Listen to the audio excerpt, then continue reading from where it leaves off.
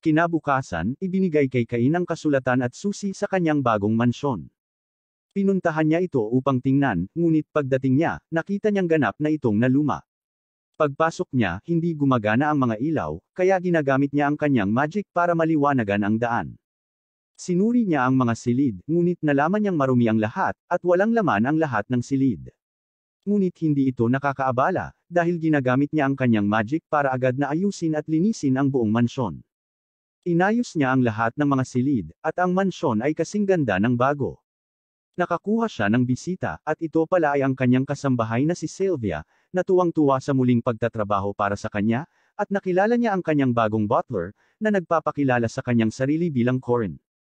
Si Sylvia ay masigasig na magsimula kaagad, na nag-utos sa iba pang mga kasambahay na simulan ang paglilinis, ngunit nalaman nila na ang lahat ay ganap na walang dumi, at si Cain ay umamin sa paglilinis ng lahat gamit ang kanyang magic.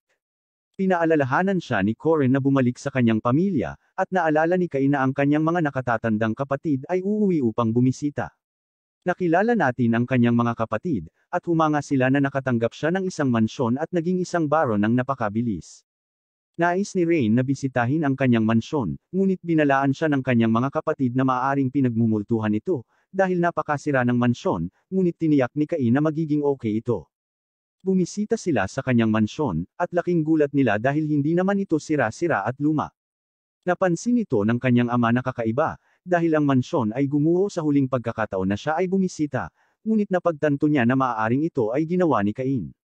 Hanga sila sa lahat ng silid, ngunit ang sabi ng kanyang ama ay may kulang na sining. Nagtataka si Cain kung bakit kailangan niya ng sining, at ipinaliwanag ni Garm na gustong-gusto ito ng mga maharlika, pinalamutian ang kanilang mga mansyon ng mga bagay tulad ng mga painting, armor, at kahit na mga stuffed monsters. Nang marinig ito, nagpasya si Cain na ilagay ang isa sa kanyang mga halimaw. Biglang sumigaw si Sylvia, at iniisip nila kung ano ang nangyayari. Nagulat ang mga katulong nang makita nila ang isang napakalaking pulang dragon, at napagtanto ni Cain na nakalimutan niyang sabihin sa kanila ang tungkol dito. Ang kanyang ama ay humihingi ng paliwanag, at sinabi ni Cain na ito ay isang halimaw lamang na kanyang natalo. Ang kanyang ama ay nagulat, nagtataka kung kailan niya natalo ito, at inihayag ni Cain na ito ay noong siya ay nasa kagubatan noong nakaraan. Sinabi sa kanya ng kanyang ama na ang isang pulang dragon ay ituring na isang halimaw sa calamity level, at kahit na ang A-rank adventurers ay hindi ito matatalo. Sinabi ng kanyang ama na ang stuffed monster na pulang dragon ay nagkakahalaga ng 1,000 platinum na barya, at nabigla si Cain sa pag-iisip na ito ay nagkakahalaga ng 100 milyong dolyar. Bigla silang nakarinig ng panibagong sigaw, kaya't sumugod sila para tingnan ito. Tinanong siya ng kanyang ina tungkol sa toilet dahil sinabuyan sila ng tubig, at parang wala pa silang nararanasan noon. Ipinaliwanag ni Cain na ginamit niya ang kanyang magic para mag-shoot ito ng tubig, at hiniling sa kanya ni Rain na maglagay ng isa sa kanilang bahay. Tinawag sila ni Garm na dramatic dahil sa pagkataranta sa isang banyo, ngunit sinabi nila sa kanya na subukan ito mismo, kaya sinubukan niya ito, at nakahanap ng isang kaaya-aya, agad na nagbago ang kanyang isip, at humiling din ng isa. Sinabi sa kanya ng kanyang ama na masisiyahan din ang kanyang mga bisita sa karanasan, at iniisip ni Cain kung ano ang ibig niyang sabihin. Sinabi ng kanyang ama na kapag ang isang maharlika ay binigyan ng isang mansyon, ito ay isang patakaran na dapat silang mag-host ng isang debut party, at si Cain ay nabigla nang malaman na mayroon siyang isa pang debut. Kinagabihan, iniisip niya kung ano ang gagawin niya, ngunit naghanda si Corin ng listahan ng mga taong kailangan niyang imbitahan, at ang mga bagay na kakailanganin niya. Habang tinitingnan niya ang listahan ay nakita niya ang pangalan ni Corgino, at nagtataka siya kung bakit dapat niya itong aanyayahan. Ngunit sinabi ni Corin na dahil siya ay isang mataas na ranggo, masama kung hindi siya imbitahan. Nagtataka si Cain kung bakit wala ang hari sa listahan, at sinabi ni Corin sa kanya na ang mga matataas na maharlika lamang ang pinapayagang mag-imbita sa kanya. Naisipan niyang maghanda ng mga pagkain at inumin para sa handaan ngunit nataranta, dahil kailangan din niyang makakuha ng regalo para sa lahat ng kanyang mga bisita. Ngunit binibigyan siya ni Sylvia ng ilang mga ideya, at lumikha siya ng baso gamit ang kanyang magic. Karamihan sa mga tao ay nakasanayan na lamang na gumamit ng porselana, kaya nagpasya siyang mamigay ng baso sa lahat ng kanyang mga bisita. Nagpatuloy siya sa paghahanda ng pagkain. Gamit ang isang recipe mula sa kanyang nakaraang buhay, naisip niya ang hamburg steak, at nakita ni Sylvia na ito ay talagang masarap. Sinubukan niya ang kanyang inumin sa susunod, At siya ay namangha sa mabula nitong mga bula, nagtataka kung ano ito, at ipinaliwanag ni Cain kung paano niya ginamit ang kanyang magic upang magdagdag ng mga bula sa regular na alak. Dumating si Corin, sinabi kay Cain na siya ay tinatawag ng hari. Sa palasyo, galit ang hari sa kanya, dahil hindi siya nakakuha ng imbitasyon sa kanyang party, at nalaman natin na tinutuya siya ng duke dahil hindi siya nakakuha ng imbitasyon. Nagbigay ng dahilan si Cain, sinabing gusto lang niyang ibigay sa kanya ang kanyang imbitasyon ng personal, at wala pa siyang pagkakataon hanggang ngayon. Tuwang-tuwa ang hari nang marinig ito, at gumaan ang loob ni Cain. Dumating ang gabi ng salusalo, at tinanggap ni Cain ang lahat ng kanyang mga panauhin. Dumating ang duke na kasama si Silk, at namangha sila sa Red Dragon. Pinasalamatan ni Cain ang lahat ng kanyang mga bisita sa pagsama sa kanya, at gumawa siya ng isang toast. Ang lahat ay namangha sa inumin, at nagkomento ang duke kung paano kumikinang ang baso na parang isang kayamanan. Dumating ang hari, at sinabi niya sa lahat na magsaya na lamang. Sinubukan niya ang sparkling na alak, at talagang nakakatuwang ito. Sunod niyang inihain ang Hamburg steak, at nakita niyang mayaman at makatas ito, at may sorpresang chispa sa gitna. Ang reyna ay nagmamadaling lumabas, iniisip kung ano ang nangyayari sa kanyang palikuran, tinawag itong revolusyonaryo, at hinihingi ang isa para sa palasyo. Sinubukan ito ng hari sa kanyang sarili, at agad na hiniling kay Cain na maglagay ng isa sa palasyo. Pinupuri siya ng hari sa kanyang mabuting pakikitungo, at pinalakpakan siya ng lahat ng maharlika. Ngunit sa sandaling iyon, sinabi sa kanya ni Corin na darating si Corgino. Walang pakundangan na lumapit si Corgino, tinawag ang bahay na maliit, ngunit laking gulat niya nang makita ang pulang dragon. Dumiretso siya sa dining room, nakatingin sa iba. Inihahain nila sa kanya ang sparkling na alak, na hindi niya akalain na masarap, ngunit nagkukunwaring hindi niya ito gusto. Sinubukan niya ang Hamburg steak sa susunod, at tinawag itong kasuklam-suklam, ngunit hindi niya mapigilan ang sarili na kainin ito. Humingi siya ng mas maraming sarsa, inagaw ito kay Sylvia, at naiinis si Cain sa kanyang pag-uugali, ngunit sinabi sa kanya ni Corin na hindi siya dapat magdulot ng eksena. Pero may ideya si Cain, iniisip na ang mga bagay ay magiging maayos, hanggat hindi siya ang dahilan ng eksena. Inaalok ni Cain kay Corgino ang mga baso bilang regalo, ngunit hiniling ni Corgino na ibigay niya ang lahat ng kanyang baso. Humingi ng paumanhin si Cain, na sinasabing regalo niya sa lahat ang baso, pero may mas malaking sorpresa daw siya para sa kanya. Nasa sabik si Corgino, ngunit ito pala ang hari. Nagulat si Corgino nang makita siya roon, at sinabi sa kanya ng hari na ang kanyang pag-uugali ay hindi katanggap-tanggap, kung kailan dapat siyang manguna sa pamamagitan ng halimbawa bilang isang mataas na ranggo na maharlika. Tumakas si Corgino, at natutuwa si Silk kung paano siya sinet up ni Cain. Gayunpaman, napagtanto ng hari na ginamit siya ni Cain, at natapos niya ang pagtuturo sa kanya ng maraming oras. Binisita ni Cain ang kwartel kung saan nakatagpo niya si Vice Captain Gossett. Ipinaliwanag niya na sinabihan siya na maaari niyang iwanan ang kanyang mga halimaw na materyales doon, kaya dinala siya ni Gossett sa isang bodega kung saan maaari niyang iwanan ang mga materyales.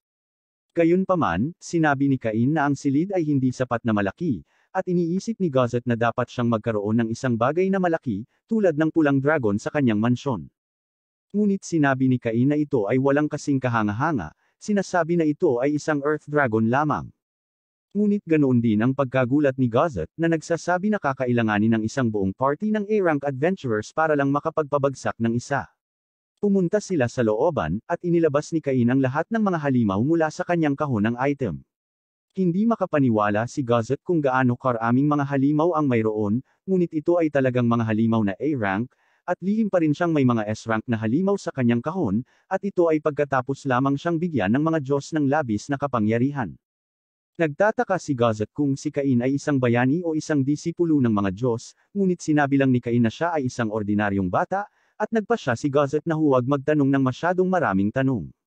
Sinabi niya kay Cain na magtatagal upang masuri ang lahat ng mga halimaw, at sinabi ni Cain na maaari siyang bumalik kapag handa na sila. Nang siya ay umalis, pinigilan siya ni Gossett, hinihiling sa kanya na tumulong sa pagsasanay sa mga kabalyero, at sinabi na gusto niyang ipakita siya sa kanyang kapitan. Ipinakilala ni Gossett si Cain sa mga kabalyero, bilang bayani na tumalo sa 30 orc upang iligtas ang prinsesa. Nagtataka si Cain kung nasaan ang kapitan, at sinabi ni Gossett na malamang na darating ang kapitan sa sandaling magsimula ang mga kunwaring laban. Iniisip ni Cain ang kapitan bilang isang nakakatakot na halimaw, ngunit sinabihan siya ni Gossett na huwag mag-alala. Nagpasya siyang simulan ang mock battle, ngunit nagsalita ang isa sa mga kabalyero, masama ang pakiramdam dahil bata pa lang si Cain, kaya sinabihan ni Gossett ang knight na mauna. Ang knight ay nagbibigay kay Cain ng unang hakbang ng libre, na sinasabi sa kanya na ipakita sa kanya kung ano ang maaari niyang gawin. Ginamit ni Cain ang kanyang boost spell, sinugod siya at agad na dinasarmahan ang knight. Agad na inamin ng knight ang pagkatalo, at naisip ni Cain na sobra niya itong ginawa.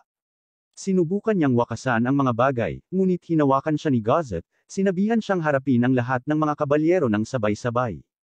Ngunit ang laban ay natigil, habang ang kapitan, si Tiff-Ana, ay tumalon sa eksena. Nagtataka siya kung bakit ang kanyang knights ay nambubuli ng isang bata, niyayakap si Cain, at sinasabi sa kanya na ang lahat ay magiging okay, na iniisip na siya ay isang nawawalang bata na gumala. Humingi siya ng paliwanag mula kay Gossett, at ipinaliwanag niya na si Cain talaga ang bayani na tumalo sa 30 orcs. Nang marinig ito, agad na nagbago ang ekspresyon ni Tiff-Ana, dahil nasa sabik siyang makilala siya, at nakipagduel siya. Sinabihan siya ni Gossett na magpakilala muna, ngunit sinabi niya na makikilala nila ang isa't isa gamit ang kanilang mga espada. Iniisip ng mga kabalyero na kahit si Cain ay walang pagkakataon, dahil si Tiff-Ana ay may titulong Master Swordsman. Naghahanda silang lumaban, ngunit sinabi ni Cain na mayroon lamang siyang espadang kahoy, ngunit inaatake pa rin siya ni Tiff-Ana. Ginagamit niya ang kanyang boost skill, sumusugod kay Cain, at ang dalawa ay nagpalitan ng mga pag-atake.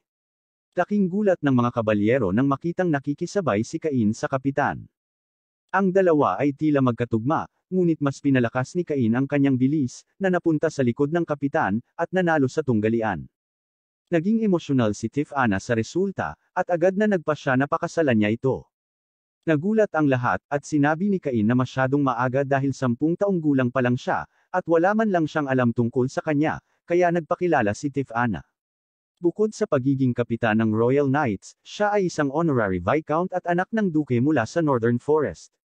Sinabi niya sa kanya na huwag mag-alala tungkol sa edad, dahil siya ay isang elf, na mabubuhay ng hindi bababa sa 300 taon, kaya ang kanyang hitsura ay hindi magbabago ng mahabang panahon, ngunit naisip ni Cain na hindi iyon ang problema.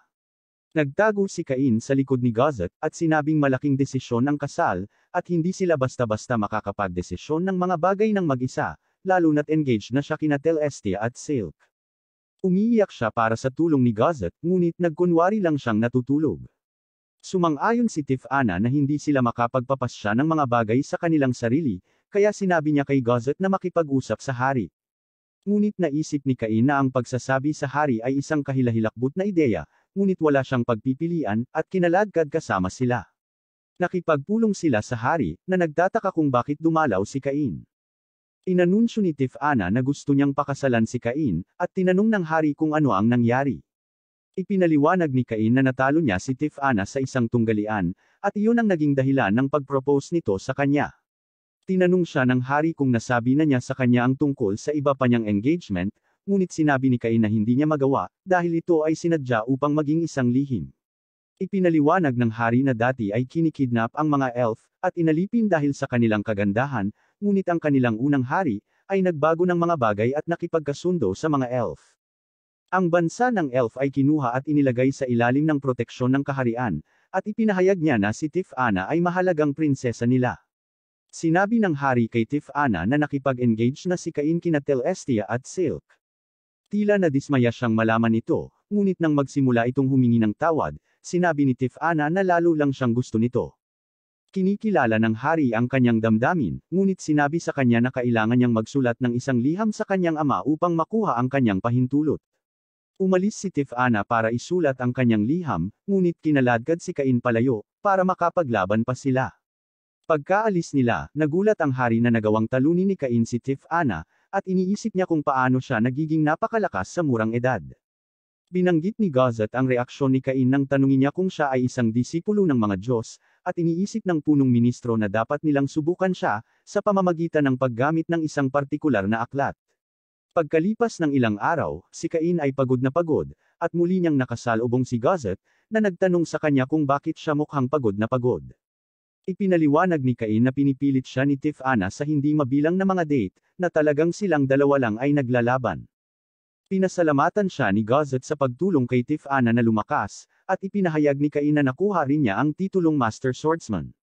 Bigla nilang narinig ang boses ni Tiff-Ana, at sinubukang tumakbo ni Cain, ngunit hinila siya ni Gazet palayo, na nagsasabing gusto siyang makita ng hari. Iniisip ni Cain na siya ay nasa problema, ngunit ipinakita sa kanya ng hari ang isang libro na naglalaman ng Emperor-level magic, na ipinasa sa maharlikang pamilya, na sinasabing isinulat ng unang hari. Sinuri ito ni Cain, at namangha nang makitang may isa pang level ng magic. Ngunit ibinunyag ng hari na walang nakakabasa ng libro, dahil nakasulat talaga ito sa Japanese.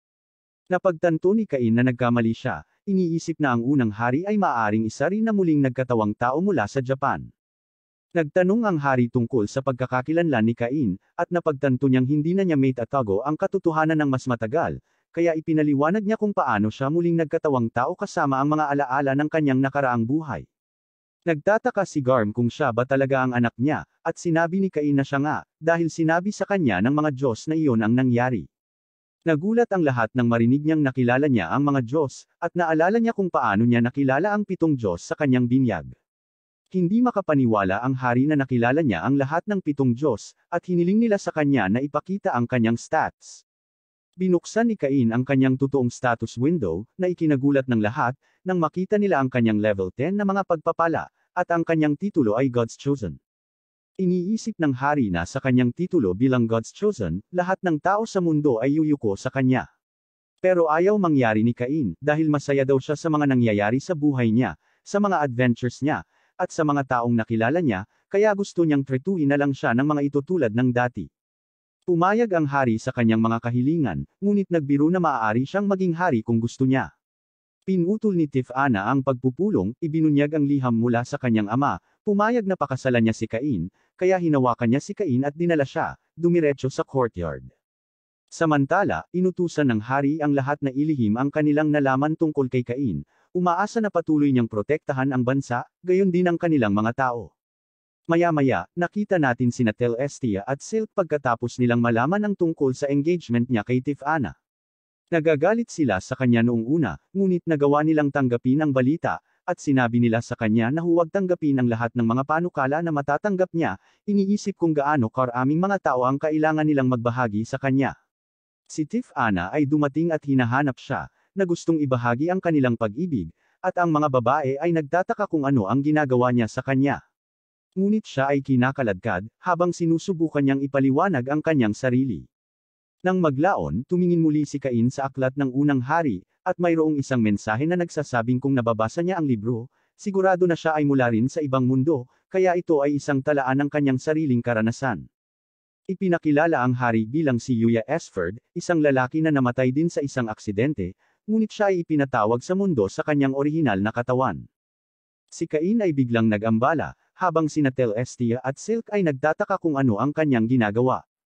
Iniisip nila na siya ay dapat na nag-aaral para sa mga pagsusulit sa pagpasok sa academy, at hinihiling nilang mag-aral kasama niya.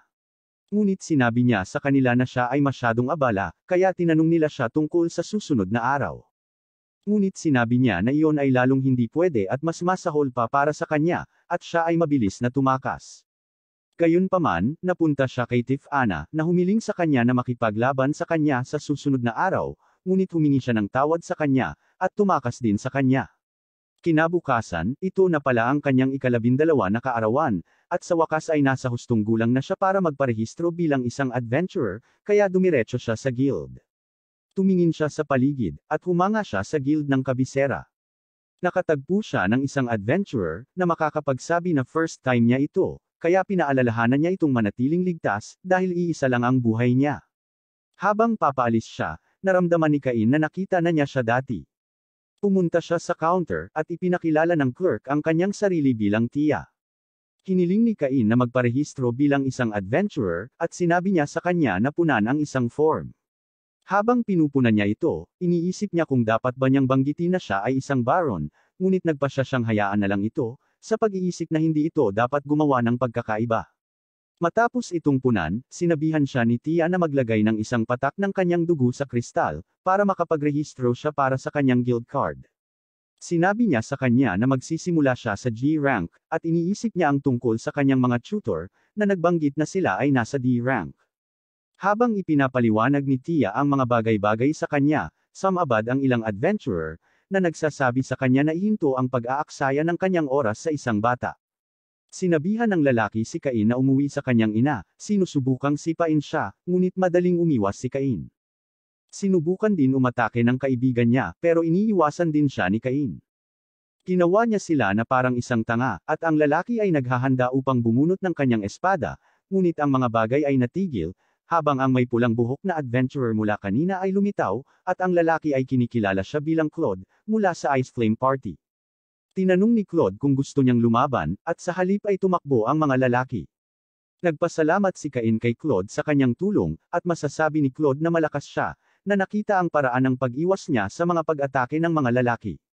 Sabay silang nag-iinuman, at si Cain ay nakakakuha ng juice dahil siya ay bata pa. Interesado si Claude kung gaano siya kalakas sa ganoong edad, at sinabi sa kanya ni Cain na tinuruan siya noong bata pa siya. Tinanong siya ni Cain kung bakit binanggit ng mga lalaki ang Ice Flame, at inihayag ni Claude na ito ang pangalan ng kanyang partido, kung saan nakikipaglaban siya gamit ang isang nagninangas na espada, at ang kanyang asawa ay gumagamit ng ice magic. Inirerekomenda niya si Cain na maghanap ng isang party, upang siya ay makakuha ng mas malalaking quests at mas mabilis na mag-rank up, na inihayag ang kanyang gold card, na nangangahulugan na siya ay isang A-rank adventurer. Humanga si Cain nang makita ang card, ngunit sinabi ni Claude na may puwang upang mapabuti, na binanggit na ang unang hari ay triple S rank, at ang kanyang card ay kulay itim. Biglang natamaan si Claude, biglang sumulpat ang asawang si Lina. Nagtataka siya kung bakit siya umiinom, at ipinakilala ni Cain ang kanyang sarili, na sinasabing iniligtas siya ni Claude. Nakikita niyang cute siya, nag-aalok pa nga na tulungan siya kung mapapahamak pa siya. Ngunit kinaladkad niya si Claude, sinabing kailangan nilang magpatuloy sa kanilang quest.